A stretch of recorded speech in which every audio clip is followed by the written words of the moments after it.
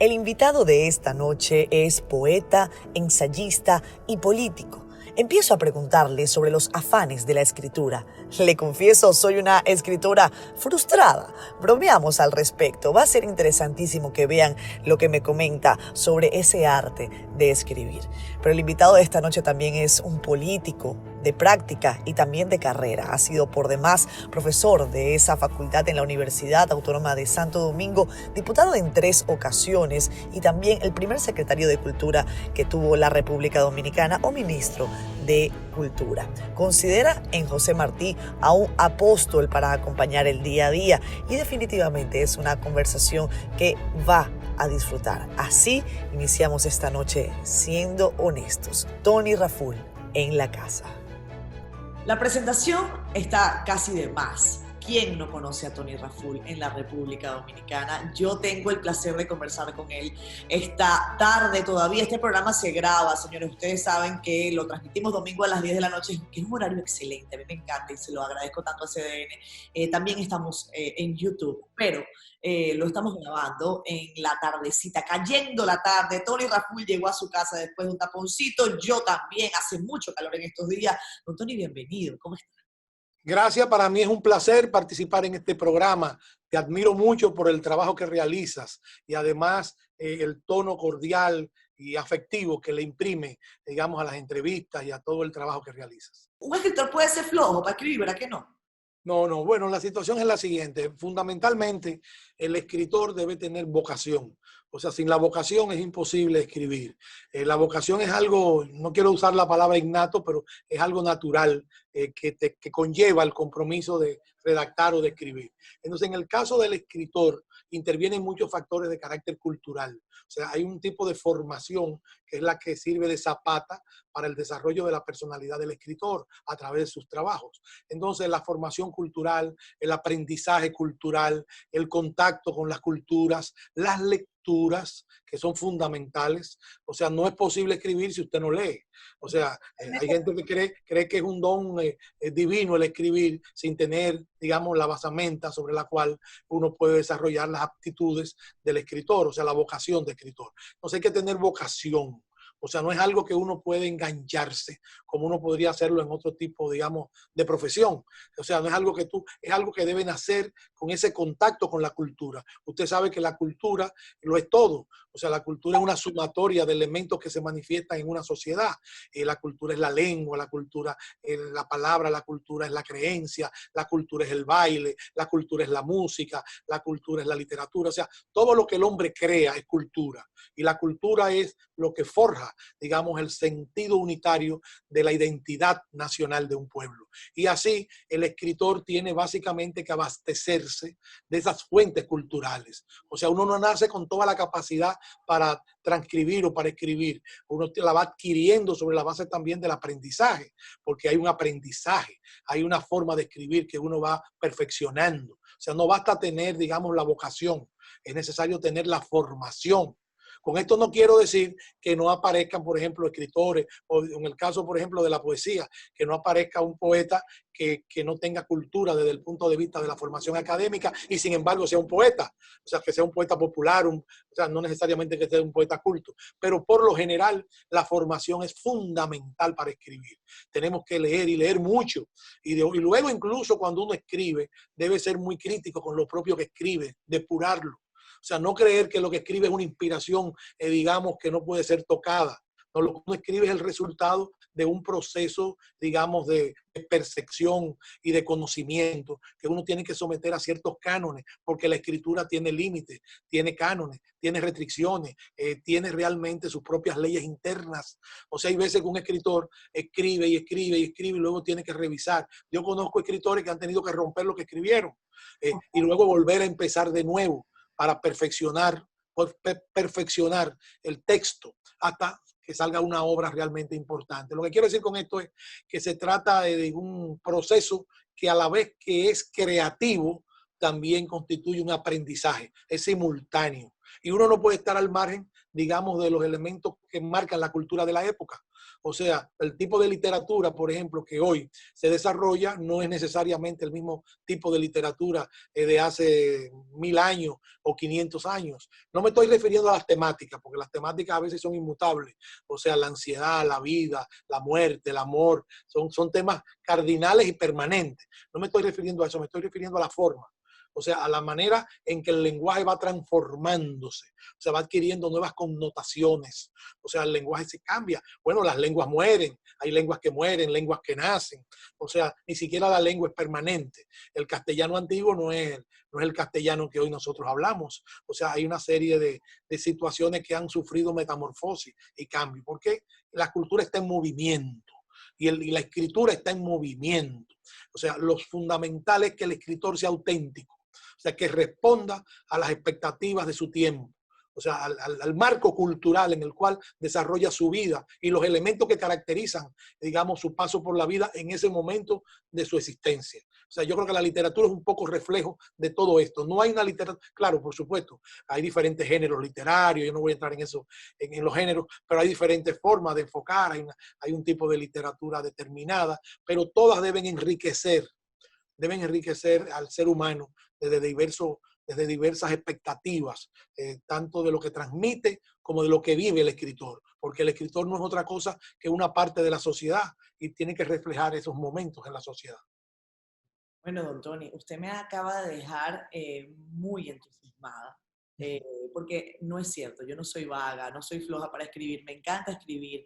Yo soy de las que dice que uno tiene que leer, coincido con usted, hasta la caja del cereal. O sea, Así es. lea y lea todo lo que le pase por encima, por al frente, agarre cualquier libro, cualquier revista, todo texto de una manera u otra es valioso, enriquece.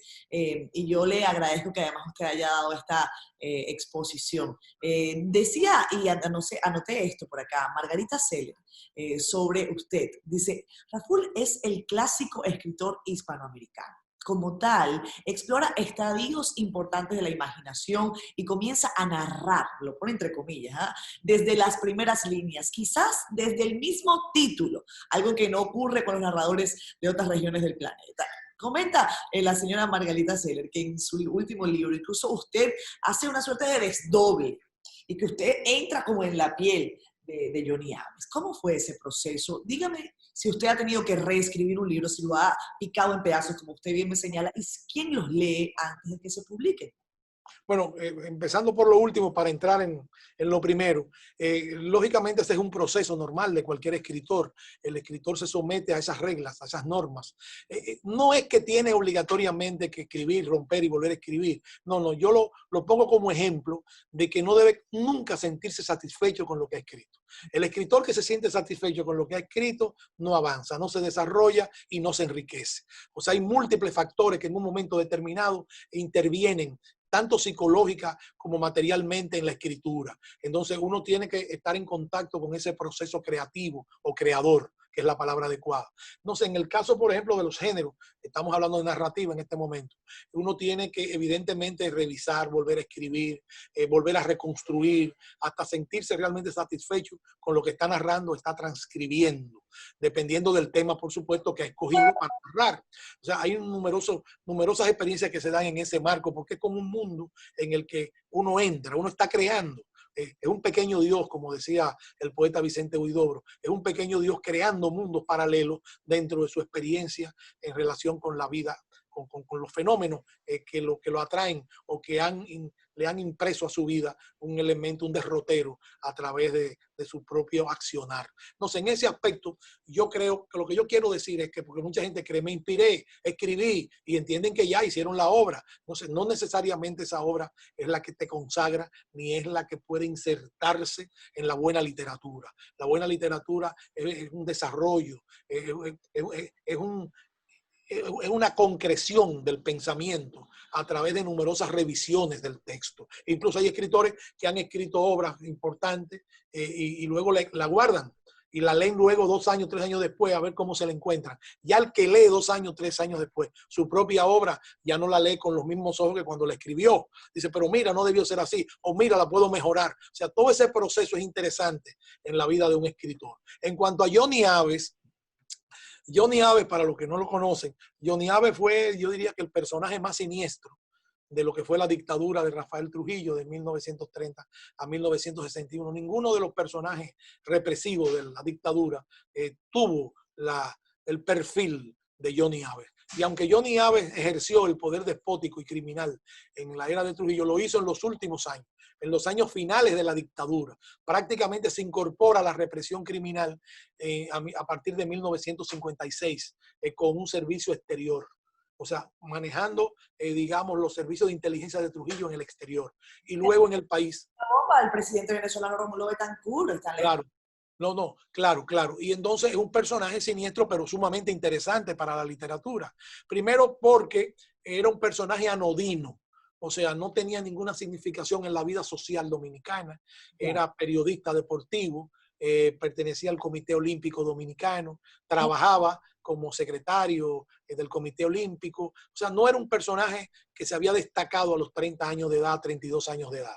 Y un día se le ocurrió mandarle una carta a Trujillo, que él confiesa que nunca pensó que Trujillo le iba a leer.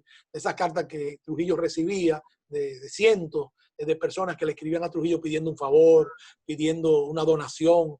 Bueno, y él mandó una carta diciéndole: yo soy un joven que tengo 32 años, pero yo quiero servirle mejor a mi país y yo quiero especializarme en investigación. En ese entonces se hacían unos cursos en México para detectives, esa era la palabra que se usaba, y de inteligencia. Eran cursos cortos, pero interesantes. Entonces él vio, digamos, una oferta de esos cursos en uno de los periódicos dominicanos, lo recortó y se lo envió a Trujillo, que él quería participar y quería estudiar.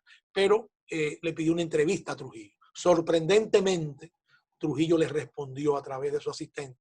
Y un día, estando él en una farmacia donde se reunían los contertulios deportivos, porque él lo que era cronista deportivo, él le correspondió levantar el teléfono en esa famosa farmacia que estaba en la calle El Conde, casi llegando a la Palo Hincado. Y él tomó el teléfono, entonces le dijeron que se querían comunicar con el señor John Aves García del Palacio Nacional, y le dijeron: el jefe lo espera mañana a las 8 de la mañana en el Palacio. Él se quiso morir, no esperaba eso. Bueno, el caso es que él va y habla con Trujillo, voy a sintetizar.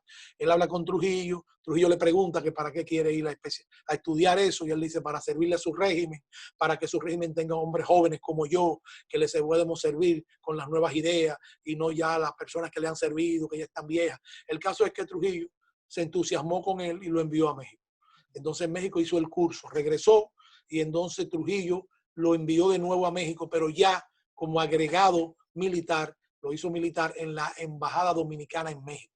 Pero su oficio era perseguir a los oponentes a la dictadura de Trujillo. O sea, ese fue el trabajo de él, chequearlo. Allá tuvo problemas en México, participó en algunas acciones represivas contra exilados dominicanos, y el medio lo censuró a este hombre que era un improvisado, pero que estaba haciendo una labor siniestra en México. En ese momento ocurre algo que es lo que va a catapultar la figura de Johnny Aves. En Guatemala había ocurrido unos años antes, en 1954, el derrocamiento de un gobierno democrático legítimo que era el gobierno del presidente Jacobo Arbenz. Ese gobierno democrático tenía cierta tendencia hacia la izquierda en ese momento, en el sentido de que entró en contradicción con la compañía bananera norteamericana más grande de Centroamérica, la Unifruit Company. Esa compañía tenía el monopolio de las exportaciones de banano de toda Centroamérica, pero especialmente en Guatemala. Entonces el presidente Arbenz, Perdón, mencionada por demás muchísimo en el cancionero del cantante latinoamericano venezolano Ali Primera, la United Fruit Corporation. Exactamente. Bueno, entonces esa compañía, el presidente Arbenz entró en contradicción con la compañía porque quería expropiarle parte del terreno para repartirlo entre los campesinos guatemaltecos. O sea, afectando los intereses de esta corporación tan poderosa. Entonces entraron en contradicción, empezó una conspiración, la Unifor Company con el apoyo de la CIA de Estados Unidos, de Trujillo, de Santo Domingo y de Somoza de Nicaragua, conspiraron y derrocaron al gobierno de Arbenz a través de un exiliado, de un ex militar que fue el que encabezó el proceso, que se llamaba Castillo Armas. Castillo Armas había sido un militar que había sido deportado, que había sido hecho preso por Arben por conspirar, y entonces lo apoyó Trujillo, lo apoyó la CIA norteamericana, porque empezaron a hablar de que había un peligro comunista en esa época con esos intereses del gobierno, pero no era un gobierno comunista. Bueno, el caso es que Trujillo entonces, 3 años después, 3 años no, un año y pico después, manda a Johnny, lo traslada de México a Guatemala y le dice, yo quiero que tú vayas a Guatemala y me digas cuál es la situación de Guatemala. ¿Por qué Trujillo hizo eso? Porque Trujillo era un hombre que no perdonaba la gente que no era agradecida con él. Y él había ayudado a Castillo Armas, le había entregado armas, le había entregado dinero. Incluso Castillo Armas estuvo aquí en Ciudad Trujillo y Trujillo lo había recibido. Y después, cuando triunfó la revolución de Castillo Armas, cuando derrocaron a Arben, Trujillo le pidió que habían unos dominicanos allá que conspiraban contra él, que se lo entregara, que se lo repatriara a República Dominicana preso. Y la mayoría de ellos se habían asilado. Pero el que más Trujillo quería, él lo cogió preso, que era el general Ramírez Alcántara.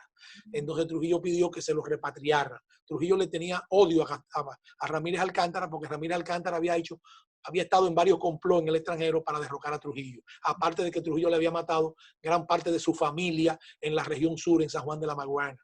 Entonces, resulta que le pidió eso digamos, como recompensa. Y increíblemente Castillo Armas no solamente no se lo entregó, sino que lo puso en libertad. Aquello para Trujillo fue la ofensa más grande que se le puede hacer a alguien. Este malagradecido, este maldito hombre. O sea, esas eran las expresiones de Trujillo.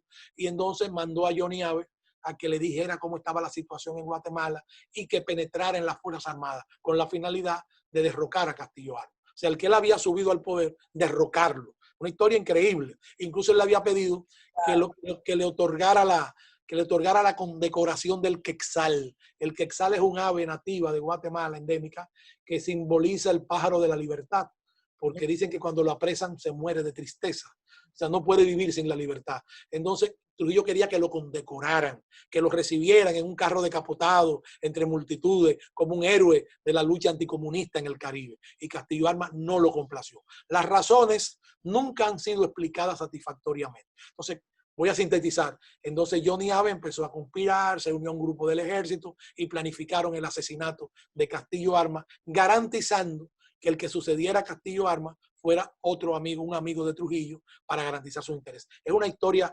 fabulosa, apasionante, porque hay ahí incluso romances, traiciones. Es una cosa interesante. Eso está en mi libro, La Rapsodia del Crimen, que el escritor Mario Vargas Llosa elogió públicamente como una obra apasionante, excitante, que para mí fue el más grande elogio que un premio Nobel de literatura se refiriera a esa obra, La Rapsodia del Crimen. Bueno, entonces ahí es que Abe... Yo no he leído el libro, lo confieso. Este programa además se llama Siendo Honestos.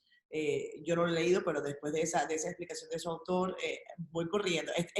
Se consigue en librería Cuesta. Ese libro se agotó, pero yo creo que todavía quedan 4 o 5 ejemplares, porque se tuvieron que hacer 2 ediciones, que eran 4 o 5 ejemplares en Cuesta. Yo mismo no tengo. Un día yo fui a comprar a Cuesta para poder llevarlo a un sitio, porque el mío tuve que entregarlo.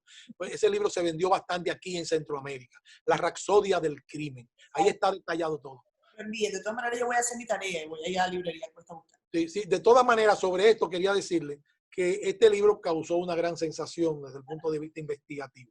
Johnny Abe, entonces, Trujillo lo premia luego. Bueno, porque cuando empezaron las investigaciones, descubrieron las conexiones, descubrieron la participación de Abe en el asesinato. Fue en el palacio, se llama la Casa Presidencial, en Guatemala. Es una trama, un urdimbre, pero una cosa increíble lo que este hombre planificó. Lo dejaron solo los militares esa noche. Cuando él estaba en la Casa Presidencial y entonces lo llamaron a cenar al comedor. Y cuando él salió con la esposa a cenar, se encontró con que todas las luces del palacio estaban apagadas, solamente una lucecita que apenas servía para caminar. El comedor estaba un poco retirado en los pasillos de la oficina de él. Y entonces la esposa le dice, bueno, pero mira, no demos un paso, llamemos a los militares, ¿dónde están? O sea, ninguna guardia presidencial abandona a un presidente. Y él, no obstante, decidió ir al comedor. Entonces encontró un solo militar, que es quien le hace el saludo, y cuando él cruza, el militar lo mata, le pega el primer tiro, y hay otro tirador por delante, que es una persona contratada por Johnny Abe, que es quien lanza el otro disparo. Todo está muy detallado, incluso con un estudio del cadáver y todo. Y después se descubre, al poco tiempo, que es Trujillo el que ha organizado todo, el que pagó todo. Y Johnny Abe tiene que salir corriendo de Guatemala. Los cómplices de él tienen que huir por la frontera con El Salvador y vienen a la República Dominicana. ¿Entiendes? Y el gobierno guatemalteco lo acusa públicamente a Trujillo del asesinato de Castillo Armas. Ahí están los documentos oficiales en ese libro. Y lógicamente todas las cosas transcurren, derrocan al gobierno y Trujillo logra reconciliarse con las nuevas autoridades. Es una historia fabulosa de cómo se ejecutaba el crimen. Luego Trujillo participa en otros crímenes. Intenta matar a Betancourt. Precisamente Johnny Abe dirige el atentado. Se intenta, ¿no? Participa en varios crímenes en el exilio. Bueno, ya había secuestrado a Jesús de Galíndez en Estados Unidos, un crimen federal, porque violó las leyes federales de Estados Unidos, una cosa increíble de este dictador. Intenta matar a Pepe Figueres, el presidente de Costa Rica, suerte que descubrieron a última hora el complot y ellos confesaron que Trujillo le había dado a cada uno $5,000. O sea, Trujillo es una figura siniestra, pero Johnny Abe está detrás de todo. Es una figura siniestra y cuando viene a República Dominicana ya definitivamente dirige la represión criminal contra los opositores a Trujillo. Es gran parte de los crímenes. Yo creo que es la figura más despreciable de toda la era de Trujillo, a pesar de haber ejercido el poder represivo apenas en los últimos años. Es la figura cumbre y dirige además los ataques brutales contra la Iglesia Católica Dominicana, los atentados a las iglesias católicas aquí en la República Dominicana, puso bomba en varias iglesias, mandó multitudes a perseguir sacerdotes cuando el asunto de la pastoral en el 1960. O sea, es una figura interesante. Ahora, ¿qué pasa con él? Que es quizás lo que más nos interesa. ¿Dónde murió Johnny Abe? ¿Está vivo Johnny Abe? Esa es la pregunta que nos hacemos. Si estuviera vivo, tendría 95 años en este momento, si estuviera vivo. Ahora bien, ¿cuál es la versión que hay? Así se la voy a dar rápidamente. Estoy sintetizando. ¿Cuál es la versión que hay? La versión que hay es que Johnny Abe estaba en Haití en 1967. Él había ido a Haití, que gobernaba el dictador Duvalier, el viejo. Él había ido a Haití a asesorar un cuerpo represivo urbano que servía a la dictadura de Duvalier, que se llamaban los Tontón Macut. La característica de los Tontón Macut, ¿sí?, es que no eran militares, eran civiles, claro, vestidos como militares para reprimir a la población. Entonces quien lo asesoraba era Johnny Abe, pero él hizo un contrato y su contrato terminó en 1967. Entonces ya él se iba de Haití. De repente desaparece de Haití y no se sabe el destino de Johnny Abe hasta en ese momento. Luego le llegan unos papeles al presidente Balaguer. El presidente Balaguer era enemigo de Johnny Abe, porque Johnny Abe y él se odiaban. Balaguer no quería saber de Johnny Abe por diversas razones que están explicadas en el libro. En primer lugar, Johnny Abe prácticamente cometió asedio a la figura de Balaguer. O sea, era contrario de Balaguer. Entonces, cuando desaparece Johnny Abe, Balaguer recibe un legajo de documentos, sin firma, sin documentos, no estaba suscrito por nadie, donde le dicen que a Duvalier, que Johnny Abe lo había asesinado Duvalier, porque estaba supuestamente en una conspiración con oficiales del ejército haitiano para derrocar al viejo Duvalier, en la que estuvo precisamente un esposo de una hija de Duvalier, que también lo apresaron. Esa fue la versión que le llegó a Balaguer. Y esa es la versión que Balaguer da a conocer sin tener ninguna prueba y sin estar firmada por nadie. Sin embargo, Balaguer envía a Haití en el año 1969 a un general dominicano que está vivo, es un general dominicano que tiene en este momento 93 años, que está vivo y que hacía servicios especiales al presidente Balaguer. Eso me lo contó él, está vivo y está lúcido. Y me contó que Balaguer lo envió a Haití porque él tenía buenas relaciones con los militares haitianos y con la nomenclatura política haitiana, y le mandó con la misión de que le confirmara esa información de que a Johnny lo habían matado en Haití. El señor tuvo 12 días en Haití, habló con toda la estructura militar haitiana, con los servicios secretos y habló con el presidente Duvalier en los últimos días que estuvo en Haití. Cuando regresó, le fue a dar la información a Balaguer. Cuando estuvo frente al despacho de Balaguer, Balaguer le dijo, dígame, ¿cuál es el resultado de la investigación?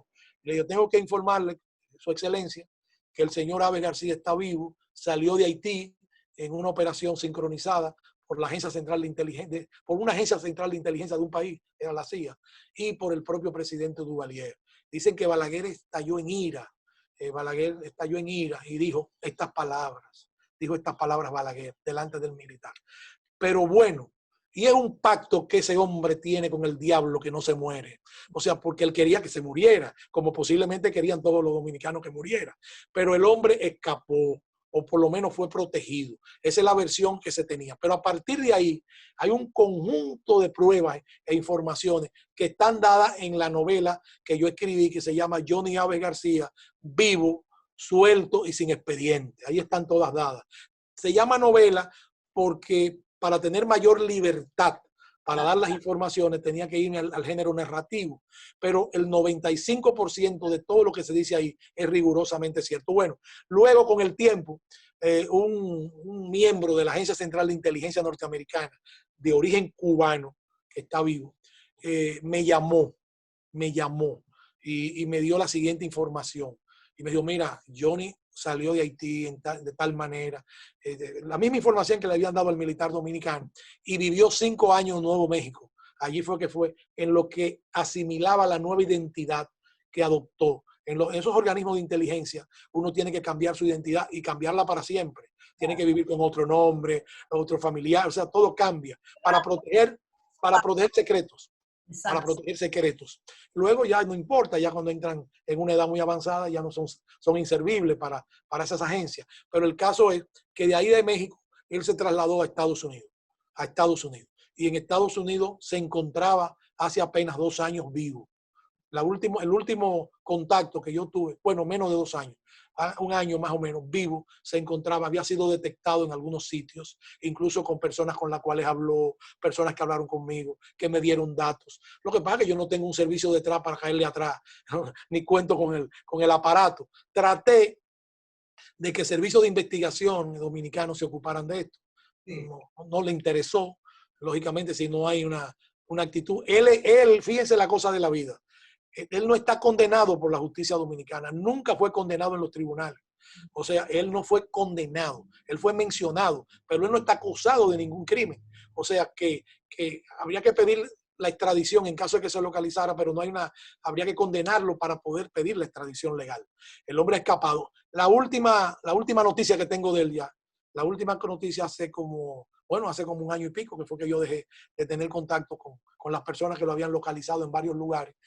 Pero la última información que tuve de él es que él se había desplazado en el 2009 se había muerto la única hermana que le quedaba vida en Miami, viva en Miami. Doña Gloria Bolaño, una amiga de él que está viva, que es un personaje de esa época, que la novela de García, que la obra de Vargas Llosa la menciona como Martita, y que yo la menciono ya por su nombre en mi libro, en la novela mía. Esa señora habló conmigo, ella está viva, y ella me dijo, Johnny vino al velatorio de su última hermana aquí en Miami en el 2009. Yo lo vi, hablé con él. No lo conocía porque se había hecho una cirugía en la cara, pero inmediatamente empezó a hablar, inmediatamente lo reconocí. Incluso me dijo, oh, Glorita, ella llama Gloria, oh, Glorita, hasta tú también me subestimaste. Dice, tuve un día entero hablando con él está vivo. Entonces, ahí vino ya una inmensa cantidad de testimonio sobre Johnny Abe. Pero la última ya, para no cansar el relato, el último testimonio para mí muy importante, fue hace como 8 meses o 9 meses en una reconocida firma de automóviles que yo estaba esperando un chequeo, ¿no? de mi auto.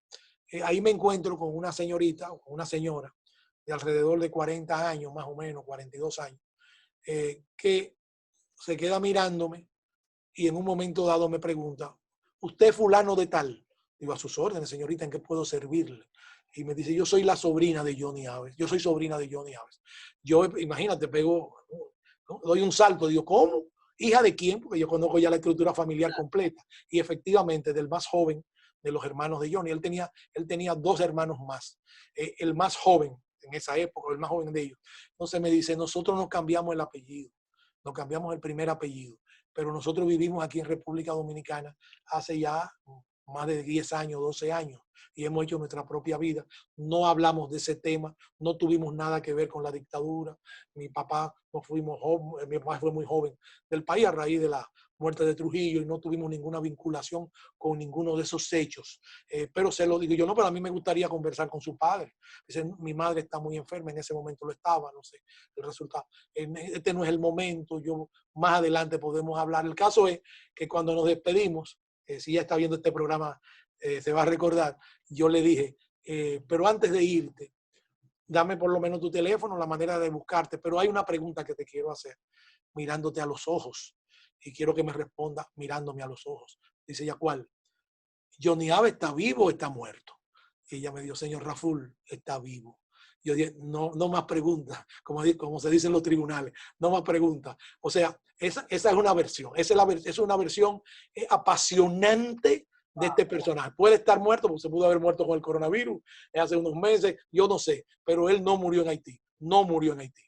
Tony Raful, una apasionante y extraordinaria narración de lo que podemos ver en al menos 2 de sus libros. Yo he quedado con muchas ganas de leer y de disfrutar de esa lectura. Espero que ustedes tengan a lo mejor un traguito en la mano, porque este programa se ha convertido en una cosa exquisita y enriquecedora. Vámonos a comerciales brevemente. Yo pienso que ha sido un primer bloque de programa sustancioso, divertido y enriquecedor. Ya verás. Gracias.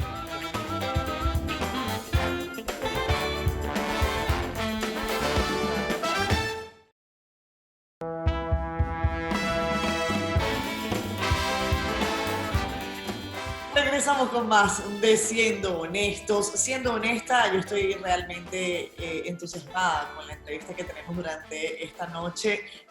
Tony Raful, con quien además tenemos amigos en común. Claro, claro.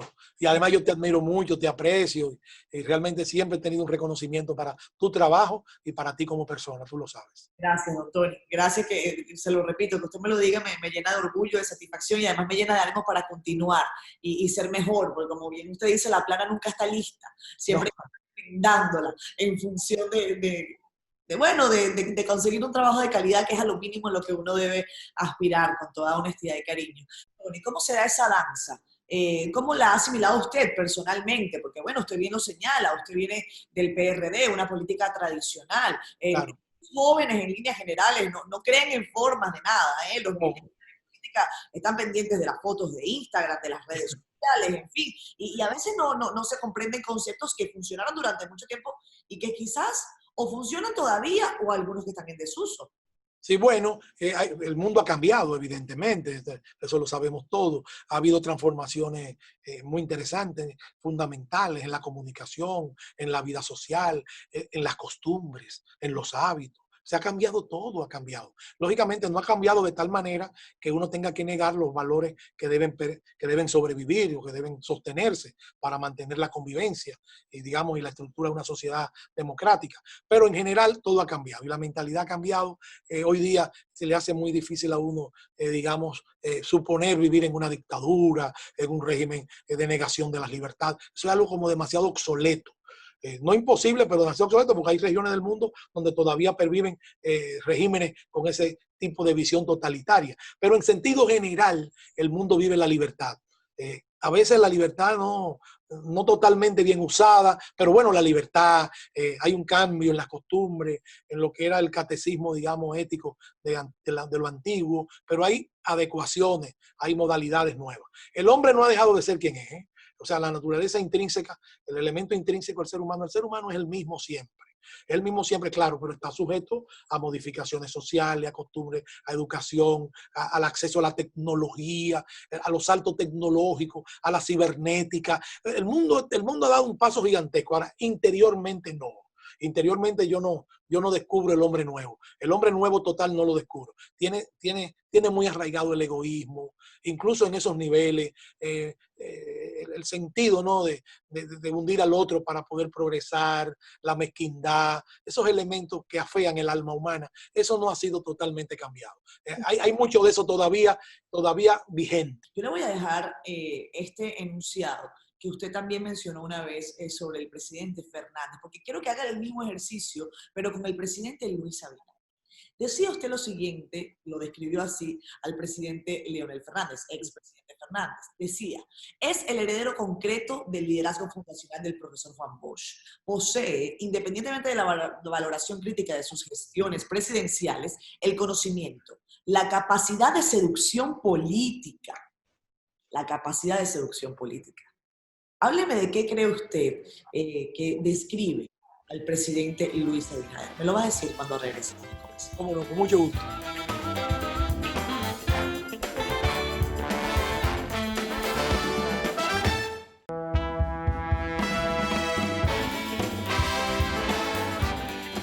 Regresamos con más. Esto es Siendo Honestos, hoy con don Tony Raful en la casa. La pregunta que le había dejado en el aire es cómo describe al presidente Luis Abinader, hombre cercano, con el que he tenido la oportunidad de conversar en un par de ocasiones. Así lo describo yo de manera muy breve. Don Tony lo conoce hace mucho tiempo más. Así es, lo conozco, tengo vínculos realmente familiares, lejanos con él, pero tengo vínculos familiares con su familia, lo tenía con su padre, conozco, lo tengo con su esposa, vínculos muy estrechos, familiares prácticamente.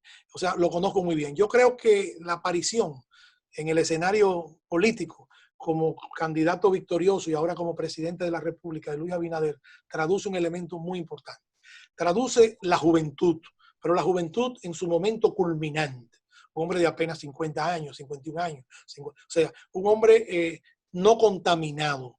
O sea, es un hombre, digamos, con una transparencia real, no de la palabra y el discurso, sino una transparencia evidente. El que conversa con Luis, con el presidente Abinader, inmediatamente percibe, digamos, una transparencia en términos políticos, no está contaminado. Cuando digo no está contaminado, no quiero decir que es un hombre que está al margen de los conflictos que la sociedad reproduce. Lo que quiero decir es que no está condicionado negativamente. O sea, es un hombre, yo diría, lo primero que yo resalto en él es la transparencia. Es una determinada pureza de carácter político. No está contaminado y se ha manejado en el ejercicio de la actividad política dentro de esos límites. O sea, no ha hecho politiquería, no es un hombre de tramposería, no es un hombre, o sea, un hombre que ha actuado de cara al sol. Yo creo que eso es un elemento importante. En la vida política dominicana, la mayoría de los líderes políticos dominicanos están curtidos, digamos, en el mismo ejercicio de la política, que es un ejercicio a veces de componenda, de desacierto, de traiciones, de desacuerdo, de incumplimiento. En este caso no se produce ese aspecto, pero eso no significa que él está desguarnecido. Todo lo contrario, es un individuo preparado, con una gran capacidad, sobre todo para escuchar. Yo lo he visto escuchar, lo he visto indagar y lo he visto aprender. Y así ejerce el poder, con una visión equitativa, no atropello. O sea, no es incapaz. Yo, en mi mente, yo no concebiría jamás al presidente Abinader envuelto en una operación de espionaje, de seguimiento indebido o de un acto doloso. Esas son cosas que no me pasan absolutamente porque lo conozco, porque sé de su profesión de fe en valores cristianos, en virtudes, en su formación familiar, porque he conversado con él de todos los temas que usted se puede imaginar, los más insólitos, y conozco su pensamiento. No, yo creo que el país tiene un lujo de presidente. Este es un presidente de lujo. Hacía mucho que no teníamos un presidente de lujo en el sentido de que representa algo distinto, nuevo totalmente e inspira realmente respeto, inspira de la sociedad y va a ser un gran presidente. Está metido de lleno en el trabajo, está preocupado por preservar la paz, está preocupado por implementar reformas esenciales. Bueno, usted ha visto en los pocos días que tiene, las propuestas que ha hecho, cómo está envuelto en un conjunto de acciones. Para mí es un presidente diferente, no cabe en el esquema de los presidentes que hemos tenido en la República Dominicana. Es un presidente que va a marcar su impronta en la vida nacional. Lo digo, digamos, con un nivel de profundo respeto y de admiración por él. Don Tony, recientemente usted hablaba y me hacía este comentario que la política tiene esas cosas de lo que a la gente no le gustan, ¿no? Que son esos desaguisados, esa componente, esa cosa mala de la mala política, porque la buena política tiene cosas extraordinarias, de las que se habla muy poco también, eso es verdad. Pero la mala política a veces es la que salta a los principales titulares. Y en estos días usted decía, es normal las presiones en busca de los puestos del gobierno. Pero bueno, hemos visto cosas bien feas, se cayeron a golpes en una provincia, en fin. Cuénteme cuál es la situación real en este momento al interior del PR. Mire, el padre de la política como ciencia no es Jesús, es Maquiavelo, Nicolás de Maquiavelo. Nicolás de Maquiavelo concebía la política como una ciencia, pero una ciencia en la que todo se permitía con tal de lograr un objetivo. Entonces, nosotros no somos seguidores de Maquiavelo, aunque participemos en política, pero entendemos que el ejercicio de la política implica, desde el punto de vista del príncipe, así se llamó el libro principal de Maquiavelo, en ese momento de la transición, digamos, que se daba, digamos, en Italia, en el momento en la recomposición, en la creación del Estado y la disolución del viejo Estado feudal o de transición. Yo entiendo que en la República Dominicana la política muchas veces se acciona como un ejercicio de tramposería, de intriga, de incumplimiento de acuerdos. O sea, eso es parte de un ejercicio de la política sobre la base de que lo importante es mantenerse en el poder.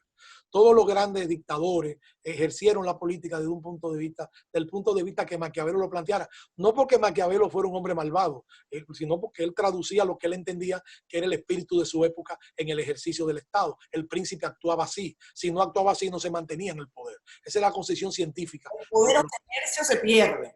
Exacto, se pierde. Entonces, pero no necesariamente. Hay presidentes que no han actuado, digamos, apegados a ese concepto y han ejercitado el poder de manera diferente. Hay los grandes estadistas, los grandes conductores de pueblo, no han tenido que pasar por ese tránsito tan angustioso donde se expresan las envidias, las traiciones, los golpes traperos. O sea, todo ese tipo de cosas hay que renunciar a ello para hacer de la política un ejercicio decente, un ejercicio que pueda ser cultivado por las nuevas generaciones. Yo creo que ahora el tener un presidente como Luis Abinader nos da una oportunidad más para ejercer la política de manera distinta en la República Dominicana. Yo lo creo. Yo en mi mente nunca puedo concebir al presidente Abinader ejerciendo la política de otra manera que no sea desde un punto de vista ético, honrado, preocupado por la sociedad y activando los mejores esfuerzos para el logro de la recuperación económica del país, porque lo que Luis Abinader ha heredado, ha obtenido, no es un juego de niños, es una situación desastrosa, la corrupción mayor en la historia dominicana. Nosotros nos pusimos a estudiar la historia dominicana desde la fundación de la República, porque este país nació mal, en el sentido de que no fue Duarte el primer presidente de la República Dominicana. Quien ejerce el poder es Santana, el traidor Santana, el que anexó nuestro país a España, el traidor por excelencia. O sea, nosotros nacemos mal. La primera constitución, la constitución dominicana, bueno, hay una sola constitución, lo que son reformas constitucionales, del 6 de noviembre de 1844. En la primera constitución, Santana hizo rodear en San Cristóbal la constituyente para introducir un artículo que le daba poderes especiales para gobernar la República Dominicana al margen de la constitución, o atropellando ya los preceptos que habían sido consignados en la Constitución. O sea, hemos tenido momentos muy angustiosos, claro, hemos tenido momentos luminosos, pero son momentos muy efímeros. Lo que yo aspiro es que a los momentos efímeros se conviertan en momentos permanentes. Entonces, en la política entonces desata esas pasiones, eso que usted señala, compañeros, digamos, cayéndose a trompadas, discutiendo problemas políticos, evidencia la miseria moral que todavía predomina en el ejercicio de la política dominicana. El espionaje es inconcebible que un gobierno se dedique a espiar las llamadas telefónicas de todas sus instituciones y que tenga micrófonos hasta en el baño de cada una de las instituciones y de los funcionarios públicos, que nos espíen, que nos graben las llamadas, hasta las llamadas personales de la intimidad. Eso, y lo hacen con el criterio de que lo importante es preservar el Estado a costa de la disolución de la dignidad humana, de la libertad humana consagrada en los derechos del hombre. O sea, yo lo que quiero decirle a usted, que eso es parte de la degradación de la política en República Dominicana. Yo espero que en este nuevo tránsito de la democracia, que va a requerir el apoyo y la unidad de todos los dominicanos y dominicanas, nosotros superemos ese estado larvario de la condición humana, ese estado inicial de la condición humana que tanto daño nos ha hecho. Me gustó ese nombre, ese estado larvario. Anotar. Larvario, porque es el estado inicial, el estado primitivo.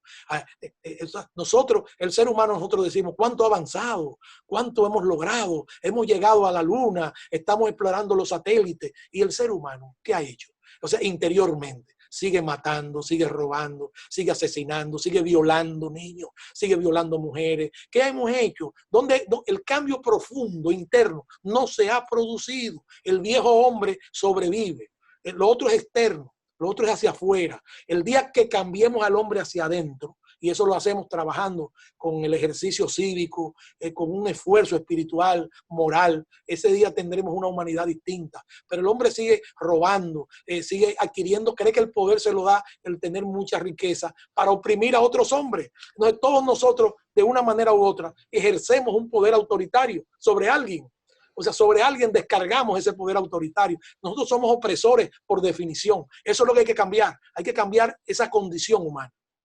¿Sigue siendo usted seguidor fiel del apóstol José Martí? Oh, claro. Para mí Martí, y lo he dicho en varios ensayos, yo he trabajado mucho con la figura de Martí. Yo soy miembro fundador del Consejo Mundial José Martí, que patrocinó la UNESCO, que tiene su sede en La Habana. Y yo recuerdo que yo califiqué a Martí como la figura más pura que ha dado el continente americano.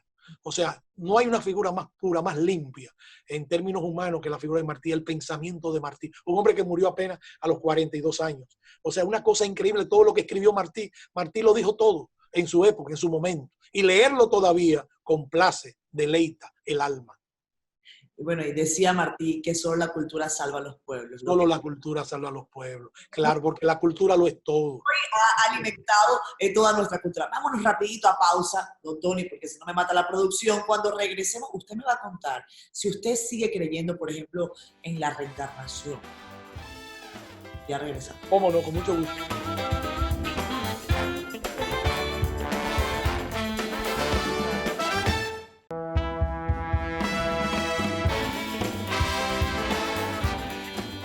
Regresamos con más. Tony Raful, ensayista, uno de los escritores más prolíficos de la República Dominicana, un hombre que habla con emoción sobre sus investigaciones y que además ha tenido un papel preponderante en que el Partido Revolucionario Moderno haya llevado a Luis Abinader a la presidencia de la República Dominicana en este 2020, caótico 2020. Don Tony, le decía yo antes de la pausa comercial, saliéndonos un poco del tema de la política, yendo un poco al plano espiritual, si usted todavía cree en la reencarnación. Bueno, fíjese, yo lo que pasa es que durante muchos años yo me vinculé a un grupo de personas muy preocupadas por el desarrollo espiritual. El desarrollo espiritual. No grupos religiosos fanáticos, no, sino grupos de personas, muchas de ellas que estaban ya en el campo esotérico, pensadores espirituales, sin ningún tipo de limitaciones. O sea, no eran grupos, no eran logias, no eran grupos secretos, sino grupos abiertos, estudiando, digamos, el ser humano partiendo de los grandes maestros que ha dado la humanidad en términos espirituales. Maestro, sobre todo partiendo de Jesús, que es el maestro superior, digamos, de las enseñanzas espirituales y de la trascendencia del ser humano más allá de la muerte, o sea, de la vida, en el ejercicio de la vida. Entonces ahí aprendí, conocí muchos autores, conocí a un personaje que me deslumbró mucho por la profundidad de su pensamiento, que era Krishnamurti. Krishnamurti nació en la India y estudió en Inglaterra porque en una familia lo detectó, entendía que era un niño inspirado, que tenía un aura gigantesca, lo llevaron a Londres, donde hizo sus estudios y luego encabezó un grupo al cual renunció. Y dijo que renunció porque la verdad no tenía caminos. La verdad no tiene caminos, decía. Y él decía que las religiones eran caminos todos. Entonces él prescindía de los caminos y elaboró todo un pensamiento sobre la trascendencia de la energía. Y así estudiamos a Krishnamurti, estudiamos personajes. Yo nunca exactamente he estado convencido, digamos, de que nosotros cuando experimentamos la muerte, renacemos como la persona que fuimos. O sea, yo no creo en la reencarnación como la persona que fuimos. O sea, el día que Tony Raful muera, murió, pero no renace como Tony Raful. Las energías que hicieron posible que Tony Raful, perdón que me estoy poniendo como ejemplo, pero es para que ilustremos el asunto, pero las energías que hicieron posible que Tony Raful naciera o se desarrollara, esas energías no mueren nunca, porque todo es energía. O sea, el mundo, el universo es energía y el universo se vive recreando permanentemente. Esas energías no mueren, esas energías abandonan el cuerpo físico. El cuerpo físico se pudre, por eso vamos al cementerio o nos creman. O sea, cualquiera de las formas que el ser humano elija para deshacerse o para darle el último destino al ser querido. Pero ese ser humano no vuelve a vivir jamás, porque el ser humano es una memoria y esa memoria se extingue. O sea, nosotros, independientemente del cuerpo físico, lo que somos es una memoria de lo que hicimos, de lo que dejamos de hacer, de lo que hemos conquistado. Esa memoria desaparece más, a veces desaparece antes de morirse el cuerpo físico. O sea, con las enfermedades mentales desaparece. Basta y sobra, desaparecen los sentimientos. O sea, cuando te da el mal de Alzheimer, ya tú estás, desde el punto de vista de la memoria, tú no existes. Existe el cuerpo físico. O sea, en vida tú puedes desaparecer. ¿Ya? Y ese eres tú, ese que no te entiende nadie, ni tú entiendes a nadie. Eso es en vida. Eso en vida. Ahora, la energía, que lo es todo y que tiene múltiples formas de manifestaciones, la energía que da la vida, la energía que de los paros, de todos los seres humanos está ahí. La que hizo posible que nosotros naciéramos, esa energía no desaparece.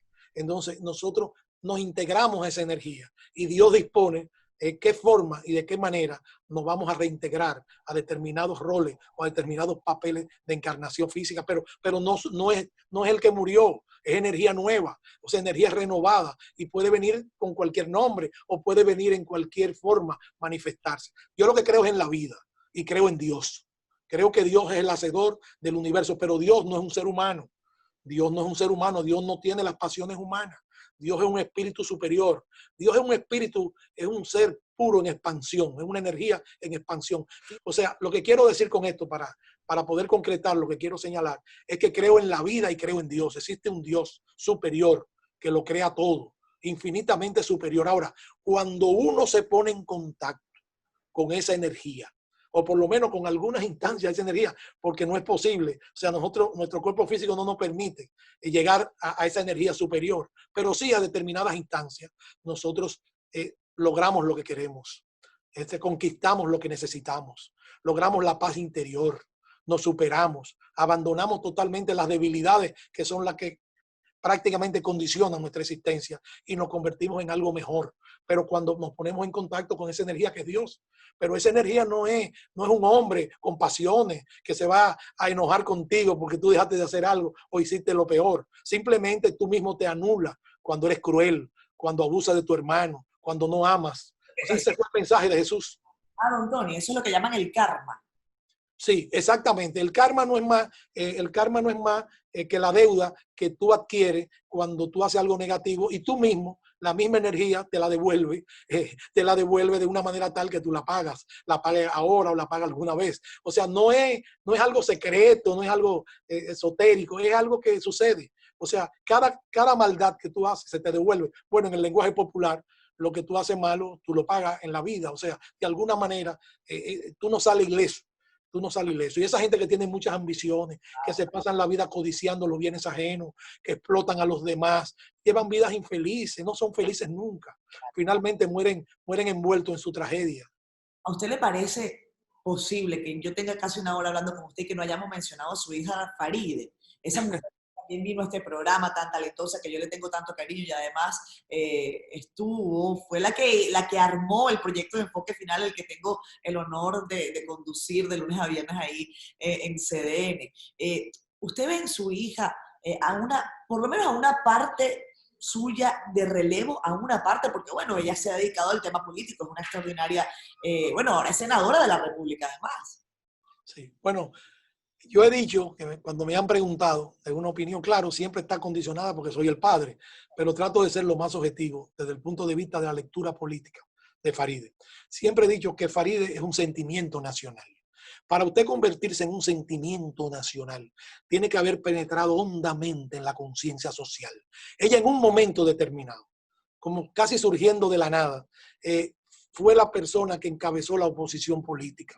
sea, ni los partidos, ni los líderes estaban encabezando la oposición a una gestión determinada que estaba siendo cuestionada. Ella la encarnó con mucho valor, con mucho vigor, pero sobre todo con mucha documentación al país. Entonces la gente quedó prendada de ella. Fíjese que no importa la campaña que le hicieran en contra, tratando de desvirtuar su imagen. O sea, la gente estaba prendada de esa figura, de esa joven que prácticamente desafió los poderes terrenales, o sea, que desafió toda la fuerza del Estado y se involucró en un conjunto de denuncias sociales que además demostraba y política del Estado, denunciando la corrupción como un mal endémico del Estado dominicano, pero que se había agravado en el momento que vivíamos. Entonces, Farideh se convirtió en un fenómeno en un momento determinado, y así el pueblo la validó en las pasadas elecciones. Mire, Farideh es una persona muy sensible, con mucha capacidad de asimilación, con un proceso desde pequeña siempre demostró, digamos, que el camino que llevaba. Yo pienso, y lo digo aquí sin desmedro, por supuesto, de todos mis hijos, que todos son formidables. Yo tengo 6 hijos y todos responden a las expectativas que yo tuve sobre ellos. Pero Farideh es lo mejor de mí. O sea, si yo puedo decir algo de mí mismo, yo puedo decir que Farideh representa lo mejor que puede haber en mí, lo representa Farideh Raful. Y el pueblo dominicano puede confiar en el destino, y estoy hablando de política, en el destino político de esta joven, que siempre estará en defensa de los intereses populares. Y si se equivoca, está obligada a rectificar de inmediato por respeto a su pueblo y por respeto al compromiso que ella tiene con la sociedad dominicana. Yo creo que ella va a ser un ente importante en el futuro de la sociedad dominicana. Eso yo lo espero, para bien del país. Un mensaje hermoso, bonito y además que compromete. No soy yo Farideh y lo sentí como un sello, pero además un sello de esos buenos, ¿no? Don Tony, a mí lamentablemente se me ha acabado el tiempo. Y digo a mí ya, y entiendo que a todos los que están viendo este programa, me encantaría volver a conversar con usted en otra oportunidad. Ojalá se acabe pronto esta pandemia, ojalá podamos encontrarnos, abrazarnos, Claro. de buena conversación. Domingo a las 11 de la noche, que es más o menos lo que está ocurriendo ahora. ¿Qué hace Tony Raful? ¿Duerme? Por lo general los domingos a esa hora o estoy viendo la televisión, alguna película o algo, pero el programa va el domingo a las 11. Domingo a las 11. No, yo voy a estar viendo ese programa. Lo voy a disfrutar. Usted es una encantadora, realmente una mujer muy encantadora, además con un dominio muy amplio de los temas, lo cual demuestra una buena formación y sobre todo demuestra un alma muy sensible. Realmente me he sentido muy bien conversando con usted. Me place hablar con usted. Don Tony, muchísimas gracias. Yo también voy a estar viendo este programa de nuevo. Lo compartiremos. Una copa de vino en mano, porque hay que disfrutar. ¿Cómo no? Se lo prometo. Se lo prometo. Salud. Hasta luego. Muchísimas gracias, amigo. Nos vemos el próximo domingo acá en Cierto. Bye. Amén. Gracias.